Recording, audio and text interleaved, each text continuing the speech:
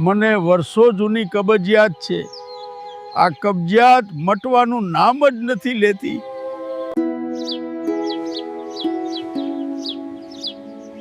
હવે મારે આયુર્વેદિક દવાખાને બતાવવું જ પડશે.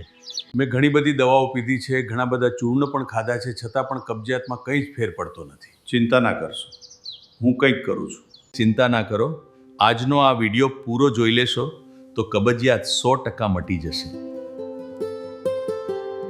તમારા જેમ વર્ષો જૂની કબજિયાત ઘણા બધા માણસોને હોય છે. આ વિડીયો પૂરો જોવો અને કબજિયાતમાંથી મુક્તિ 100% દોરડકની કેરી ઘરે પડેલ ઔષધિમાંથી કબજિયાત જળ મૂળમાંથી દૂર કરો. જોયું ને મિત્રો, આ દાદા કબજિયાતથી કેટલા બધા પરેશાન છે. જો તમને પણ આટલું ખતરનાક કબજિયાત છે તો તમારે પણ આ વિડીયોને પૂરો જોવો જોઈએ, જેથી કરીને તમે દોરડકની કેરી કબજિયાતમાં ઘરે પડેલ ઔષધિમાંથી કબજિયાત મિત્રો જળ આજનો મૂળમાંથી વિડીયો દૂર કરો. ખાસ તમારા માટે જ છે. તમારા આંતરડા એટલે કે પકવાશયમાં વાત દોરડકની કેરી ઘરે પડેલ ઔષધિમાંથી કબજિયાત જળ મૂળમાંથી દૂર કરો. જે આપણા આંતરડામાં રહેલો છે, પકવાશય રહેલો છે. હવે જ્યારે પકવાશયમાં કોઈ પણ કારણોસર વાત દોષ વધી જાય છે, ત્યારે એવો વધેલો વાત દોષ મળમાંથી પાણીને સુકાવી નાખે છે. જેમ તમે બારે ભીના કપડાં રાખ્યા હોય અને પવન ખૂબ હોય તો કેમ જલ્દીથી કપડાં સુકાઈ જાય છે, એમાંથી પાણી સુકાઈ જાય છે. એવી જ રીતે આંતરડામાં વાયુદોષ વધવાને કારણે મળમાંથી જે છે પાણી તે સુકાઈ જાય છે. એના કારણે મળ કઠણ થઈ જાય છે અને કબજિયાત થઈ જાય છે. આ રોગ થવાનું બીજું કારણ છે શરીરમાં પિત્ત દોષ એટલે કે ગરમીનું વધી જવું. જો તમે વધુ પડતા ગરમ ખોરાકનું સેવન કરો છો અને તમારા આંતરડામાં જ્યારે પિત્ત દોષ એટલે કે ગરમી વધી જાય છે, તો આ ગરમીને કારણે પણ મળ સુકાઈ જાય છે, ગઠાઈ જાય છે. એને કારણે પણ પેટ સાફ નથી થતું અને મળ કડક થઈ જાય છે. જેવી રીતે તમે આંતરડા સૂકવી નાખો છો, કારણ કે મળનું પાણી ગરમીના કારણે સુકાઈ જાય છે. આ રોગનું ત્રીજું કારણ છે. દવાઓને કારણે અનેક પ્રકારના ઉપાયોના કારણે જ્યારે તમારા આંતરડા નબળા પડી જાય છે, ત્યારે પણ ધીરે ધીરે જે આ મળ ગઠાઈ જાય છે અને કબજિયાત થાય છે. હવે આ કારણોને થોડાક વિસ્તારથી આપણે જોઈએ. જ્યારે કોઈ પણ વ્યક્તિ વધુ પડતા ફરસાણનું સેવન કરે છે, ચેવડા, ચવાણા, ગાંઠિયાનું સેવન કરે છે, વધુ તો કઠોળનું સેવન કરે છે, મેંદો કે બેકરીની વસ્તુનું સેવન કરે છે, બિસ્કિટ વગેરે ખાય છે, અથવા તો જે વ્યક્તિ વધારે પડતી ચિંતા કે સ્ટ્રેસમાં રહે છે, વિચાર વધારે કરે છે, એવા વ્યક્તિના પેટમાં વાયુદોષ ખૂબ જ વધી જાય છે અને આ વાયુદોષ જે છે તે મળને સૂકવી નાખે છે. બીજા પ્રકારની વસ્તુની વાત કરીએ તો જે લોકો વધુ પડતું ખારું, ખાટું, તીખું આ બધી વસ્તુનું સેવન કરે છે, મસાલા વધારે પડતા ખાય છે, બહારના તેજાના કે પાણીપુરી જેમાં ખૂબ જ વધારે પ્રમાણમાં મસાલા હોય છે એનું સેવન વધારે કરે છે, તો એવા વ્યક્તિઓને કારણે પેટમાં એસિડ ખૂબ જ વધી જાય છે અને મળ ખૂબ જ સખત થઈ જાય છે. હવે કેટલાક વ્યક્તિઓ એવા હોય છે કે જેની ઉંમરને કારણે આંતરડા નબળા પડી ગયા હોય છે, વૃદ્ધાવસ્થાને કારણે આંતરડા નબળા પડી ગયા હોય છે, જન્મજાત આંતરડા નબળા હોય છે, એટલે કે એ પ્રકારના આંતરડા એની ગતિ ખૂબ જ ધીમી થઈ જાય છે, મળને ખૂબ ધીરેથી બહાર લઈ જાય છે, એટલે મળમાંથી પાણી શોષાઈ જાય છે. આ પ્રોબ્લેમ થાય છે.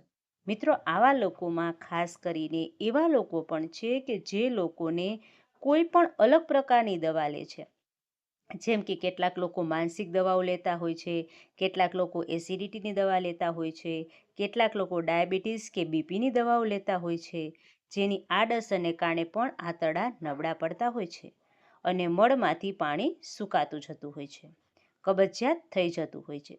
જો આપણે આ 3 અલગ અલગ કારણોને ધ્યાનમાં રાખીએ એટલે કે આયુર્વેદિકની સારવાર કરીએ તો ખૂબ જ શ્રેષ્ઠ પરિણામ મળે છે. જે લોકોને મળ ખૂબ જ સખત થઈ જતો હોય, પેટ સાફ કરવા માટે ખૂબ જ જોર કરવું પડતું હોય, ખૂબ જ વધારે સમય સુધી બેસી રહેવું પડતું હોય, મળ એટલો બધો કડક થઈ જાય છે કે ક્યારેક ક્યારેક આંગળી નાખીને પણ મળ કાઢવો પડતો હોય છે. આવી સખત મળની કબજિયાત હોય એવા લોકોને આયુર્વેદિક શું કહી શકે મિત્રો? આજના વિડીયોમાં હું તમને બતાવીશ.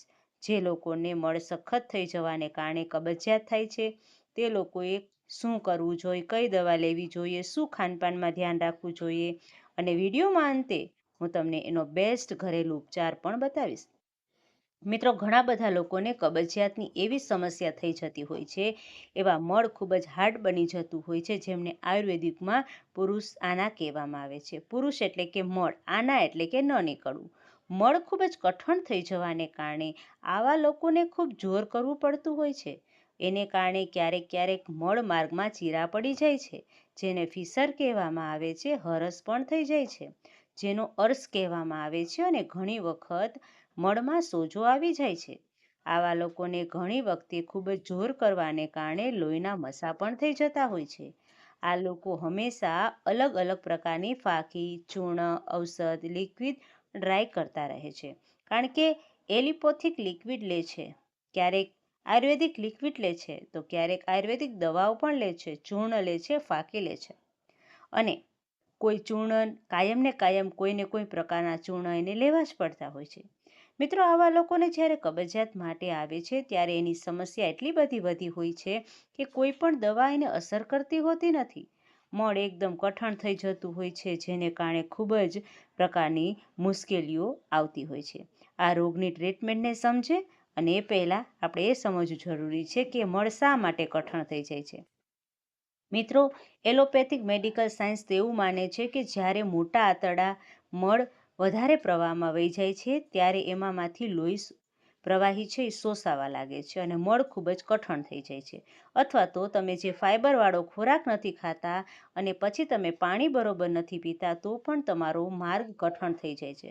હવે આપણે આ રોગને આયુર્વેદિકની સારવારમાં જોશું. આયુર્વેદિક સારવારમાં સૌથી પહેલો ઉપાય પરિજન એટલે કે રોગ થયો છે એને કારણે તમે દૂર કરી શકો છો.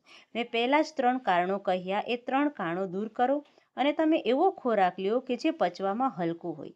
બીજા નંબરે, તેલ ઘીમાં વઘારેલો હોવો જોઈએ. તેલ અને ઘીનું સેવન તમારા ખોરાકમાં વધારવું જોઈએ, જેથી ચિકાસ વધે. સમપ્રમાણ માત્રામાં પાણી વધારે પીવો. પાણી પીવાથી કોઈ નુકસાન થાય? ઓછું પાણી પીવો તો પણ તમને નુકસાન થાય. તરસ લાગે એટલે સમપ્રમાણ માત્રામાં પાણી પીવો. કાળી દ્રાક્ષનું જ્યુસ આના માટે ખૂબ જ સરસ અને ઉપયોગી છે, એટલે કાળી દ્રાક્ષનું જ્યુસ તમારી પાચન શક્તિ પ્રમાણે પીવું જોઈએ. સાથે સાથે ઘણા બધા લોકો કહેતા હોય છે શાકભાજી ખાઓ, પાંદડાવાળા શાકભાજીનો ઉપયોગ કરો. તમારું પાચન સારું હોય તો પાંદડાવાળા શાકભાજીને બનાવીની વિધિ જે કહેલી છે એ પ્રમાણે બનાવવી જોઈએ. એટલે એને બાફીને ખૂબ જ સરસ રીતે એમાંથી પાણી નીચવી લેવાનું છે. અને આ જે શાક હોય છે ગાયના ઘી કે તેલના, એ સરસ રીતે વઘારી એનું સેવન કરવું જોઈએ. એ રસગુણવાળા હોવાને કારણે પેટ સાફ થઈ જાય છે. હવે મિત્રો, બીજો નંબર આવે છે ઔષધિનો. મિત્રો, યાદ રાખો કે આ રોગને સુધારવા માટે તમારે ઔષધિ કરવાની છે. એ તમારી પાચન શક્તિ અનુસાર કરવાનું છે. જો તમારી પાચન શક્તિ ખૂબ જ સારી છે, ખૂબ જ સારી ભૂખ લાગે છે, તો તમારે 1 ગ્લાસ ગરમ દૂધ, 1-2 ચમચી એરંડિયું તેલ, 1 કે દિવેલ નાખી રાત્રે સૂતી વખતે ગરમ ગરમ પીવાથી આ ખૂબ જ સારો ફાયદો આપે છે. દિવેલ જે છે મળને ઢીલો કરે છે, મળને નીચે લઈ જાય છે. દૂધ પણ મળને ઢીલો કરે છે અને પેટને સાફ રાખે છે. આ ઉપાય એવા લોકો માટે છે જે લોકોની પાચન શક્તિ સારી છે અને ગરમ પ્રકૃતિ છે. હવે બીજો ઉપાય એવા વ્યક્તિ માટે છે જે લોકોની પાચન શક્તિ મધ્યમ છે, એટલે કે ભૂખ તો લાગે છે પણ બહુ અતિશય ભૂખ નથી લાગતી. એવા લોકોને ગાયનું ઘીનું સેવન કરવું જોઈએ. ગાયના ઘીને 2 ચમચી લેવાનું છે, એમાં થોડુંક ચપટી 2 સિંધમ નમક નાખવાનું અને મિક્સ કરી અને ગરમ ગરમ આ ગાયનું ઘી જમ્યા પછી અથવા તો જમ્યા પહેલાં તમારે ચાટી જવાનું છે. ધીરે ધીરે તમારી પાચન શક્તિ પણ વધારે સુધરશે અને મળ ધીરે ધીરે ઢીલો થઈ જશે. આંતરડામાં ચિકાસ બનશે. ત્રીજો ઉપાય મિત્રો એવા વ્યક્તિ માટે છે જે લોકોની પાચન શક્તિ ખૂબ જ મંદ છે, એટલે ભૂખ લાગતી જ નથી અને પેટ ભારે લાગે છે. એવા વ્યક્તિઓએ હરડેનું સેવન કરવું જોઈએ. હરડે મારી ફેવરેટ ઔષધિ છે. એનું સેવન કરવાથી ખૂબ જ ફાયદો થાય છે. હરડેને તમે ગોળ સાથે લઈ શકો છો. ગોળના પાણી સાથે લઈ શકો છો અને સિંધમ નિમક સાથે સાકર સાથે પણ લઈ શકો છો. તમારી પ્રકૃતિ અનુસાર હળદરનું સેવન કેમ કરવું જોઈએ એના મેં ઘણા બધા વિડીયો બનાવેલા છે. અમે એમાં તમને જોઈ શકો છો. હવે મિત્રો, ત્રીજો ઉપાય એવી વ્યક્તિ માટે છે જે બધા જ ઉપાયો કરવા છતાંય ફરક નથી પડતો. તો એના માટે રામબાણ ઈલાજ છે પંચકર્મ, એટલે કે બસ્તી. સારામાં સારું પરિણામ આપે છે. રામબાણ ઉપાય છે અને આયુર્વેદિક ચિકિત્સાના નિર્દેશ હેઠળ તો પંચકર્મ સારામાં સારું છે. આ ઉપાય કાયમ માટે કરવો જોઈએ તો ઘણો બધો લાભ મળશે. મિત્રો, હું આશા રાખું છું કે માહિતી તમને પસંદ આવી હશે અને તમે એવા લોકોને શેર કરો જે લોકોને ખૂબ જ કબજિયાત રહેતું હોય. તો મિત્રો, આ હતો આજનો વિડીયો. જો વિડીયો પસંદ આવ્યો હોય તો વિડીયોને લાઈક કરજો. ફરી મળીશું આવા જ નવા ટોપિક સાથે. ત્યાં સુધી બધાનો ખૂબ ખૂબ આભાર.